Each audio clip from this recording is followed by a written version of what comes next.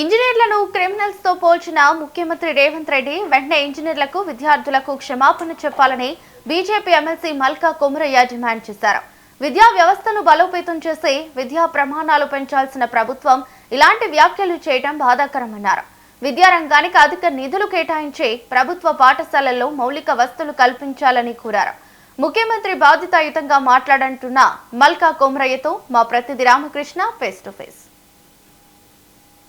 నిన్న ముఖ్యమంత్రి రేవంత్ రెడ్డి మాట్లాడుతూ ఇంజనీరింగ్ చదివిన వాళ్ళకి కనీసం రాయడానికి కూడా రావడం లేదు, ఇంజనీరింగ్ వేస్ట్ అనే విధంగా మాట్లాడుతున్నారు. దానికి సంబంధించి ఉపాధ్యాయ ఎమ్మెల్సీ మల్కా కుమరయ్య మన మధ్య సార్ చెప్పండి, ఇంజనీరింగ్ మీరు కూడా విద్యా సంస్థలు నడుస్తున్నారు, ఇంజనీరింగ్ కాలేజ్ మీరు కూడా ఇంజనీరింగ్ చేసిన వాళ్ళు వేస్ట్, అసలుకి ఏమీ వాళ్ళకి కనీసం ఒక అప్లికేషన్ ఫామ్ కూడా నింపడానికి రాదని సీఎం అంటున్నారు. ఇది పర్సనల్గా ఆమె engineer, I felt very bad. CM గారు ఆ విధంగా అనేది లేకుంటే, బట్ వాళ్ళు చెప్పాల్సింది నాకు తెలిసి కమ్యూనికేషన్ సరిగ్గా చేయలేదు. కాకపోతే ఇంజనీరింగ్ కాలేజీలో కొంత ఇంజనీరింగ్ కాలేజీలు ఇంతవరకు స్టాండర్డ్ తక్కువ ఉండే, మష్రూమ్ వచ్చాయి. అదొకప్పుడు మనం 280 ఇంజనీరింగ్ కాలేజెస్ ఉంటే ఇప్పుడు అన్నీ తగ్గిపోయి ఇప్పుడు మినిమం కాలేజీలు వచ్చాయి. ఇప్పుడు ఏదైతే క్వాలిటీ ఉన్నాయో ఆ కాలేజీలు సస్టైన్ అయ్యి నడుస్తున్నాయి, అంటే ప్రజెంట్ సిచ్యువేషన్ అదొకటి. ప్లస్ మనము ఇంజనీరింగ్ స్టూడెంట్స్ బాగాలేరు అనే దాంట్లో కొంత పర్సెంట్ ఉండొచ్చు, 5% ఉండొచ్చు, 10% ఉండొచ్చు. ఇప్పుడు అందరు ఇంజనీర్స్ క్వాలిఫైడ్ కాదని కరెక్ట్ కాదు. అందుకే ఇప్పుడు కొత్త NEP policy government of India తీసుకొచ్చిన తర్వాత ఎడ్యుకేషన్ ఇంజనీరింగ్ చదువుతూ వాళ్ళకు ప్రాక్టికల్గా ఇంపార్టెన్స్ ఇచ్చి, ఇప్పుడు ఏఐసిటీ నామ్స్ కానీ జేఎన్టీయూ కానీ ఉస్మానియా కూడా నామ్స్ స్లోగా మారుతాయి. అంటే మన ఎడ్యుకేషన్ పాలసీ ఇంప్లిమెంట్ చేస్తే అవి వస్తాయి. అప్పుడు ఏమైతే 4 years ఇంజనీరింగ్లో ఆల్మోస్ట్ ఎవ్రీ ఇయర్ వాళ్ళు థియరీ ప్రాక్టికల్ చదువుతూ ఫిజికల్గా వాళ్ళు ఫీల్డ్ మీదకి పోయే విధంగా ఎన్ఈపీ కొత్త పాలసీ వచ్చింది. ఆ పాలసీని ఇంప్లిమెంట్ చేస్తే ఇప్పుడు సీఎం గారు అన్న పాయింట్స్కి అన్నిటికీ సొల్యూషన్ వస్తుంది. కాబట్టి సీఎం గారికి రిక్వెస్ట్ ఏంటంటే, మనం ఉన్న ఎడ్యుకేషన్ క్వాలిటీ పెంచుతూ, మన సోనియా యూనివర్సిటీ ఉంది, జేఎన్టీ ఉంది, IIIT ఉంది, మనం compare to NITs and IITs compare చేస్తే అవి టాప్ వరల్డ్ క్లాస్ నెంబర్ 1 ఉంది. ఆ విధంగా మనం మెల్లమెల్లగా స్టాండర్డ్స్ పెంచుకోవాలి, ప్రాక్టికల్ నాలెడ్జ్ని ఇంప్రూవ్ చేయాలి. ఇప్పుడు ఏమవుతుంది, మన స్కాలర్షిప్ పోవడంతో టీచర్స్ క్వాలిటీ అయిన టీచర్స్ ఉండట్లేదు. తర్వాత కాలేజీలు స్కాలర్షిప్లు ఇవ్వలేకపోతుంది, పాస్ అయిన స్టూడెంట్స్కు సర్టిఫికేట్ ఇవ్వలేకపోతున్నాం. దాంతో చాలామంది సఫర్ అవుతారు.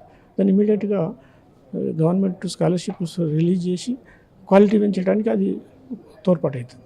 సార్, రాష్ట్రంలో బడ్జెట్ తగ్గించారు విద్యా వ్యవస్థ కానీ మీరు చెప్తున్నారు. కేంద్రం కూడా గత 2014 నుంచి వరుసగా తగ్గించుకుంటుంది. కేంద్రం కూడా చాలా తగ్గించుకుంది. ఇప్పటికే చాలా మటుకు విద్యా వ్యవస్థ మీద ఏదైతే ఉందో బడ్జెట్లో కేంద్ర ప్రభుత్వమే తగ్గిస్తుంది అనేది కూడా ప్రధాన ఆరోపణ. ఇది వాస్తవం?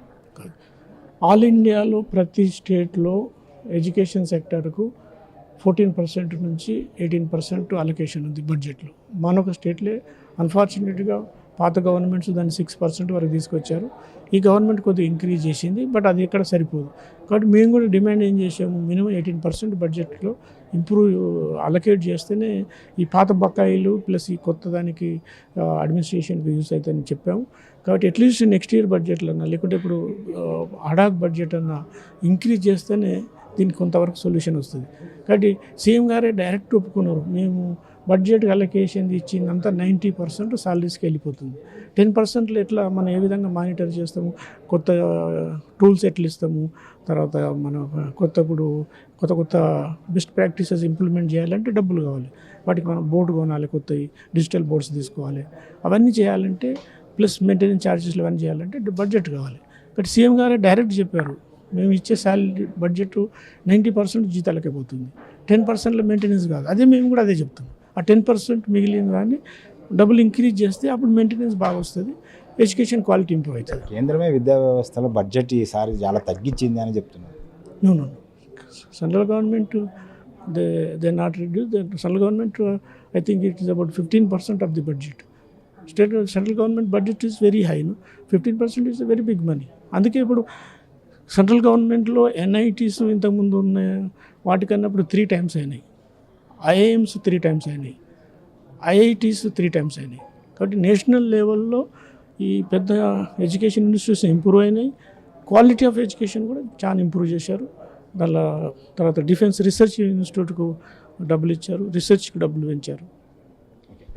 ఏదైతే కేంద్ర బడ్జెట్లో విద్యాశాఖ కేంద్ర బడ్జెట్ అలిగేషన్ చేయడంలో ఎక్కువగా ఇస్తుంది. అదేవిధంగా రాష్ట్ర ప్రభుత్వాలు కూడా విద్యా వ్యవస్థకు సంబంధించి ఎక్కువ బడ్జెట్ అలిగేషన్ చేయడంతో పాటు విద్యా వ్యవస్థలో నాణ్యత పరిణామాలు పెంచాలి. వాటితో పాటుగా విద్యార్థుల ఏదైతే ఇబ్బంది పడుతున్నారో ఫుడ్ క్వాలిటీ పెంచాలి.